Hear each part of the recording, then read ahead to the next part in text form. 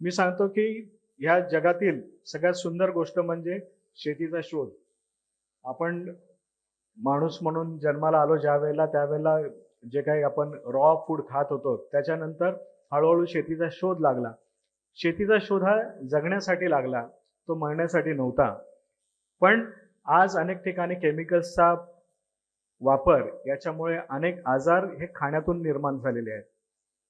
केळीला पूर्ण अन्न मानलं जातं आणि केळीच्या बाबतीमध्ये मी तुम्हाला सांगतो की याचं ब्रँडिंग व्हायला पाहिजे म्हणून आज जगामध्ये आज जेवढी केळी खाल्ली जातात तेवढी आता आपण पाहतो रील्समध्ये की ती चेहऱ्याला लावली जाते.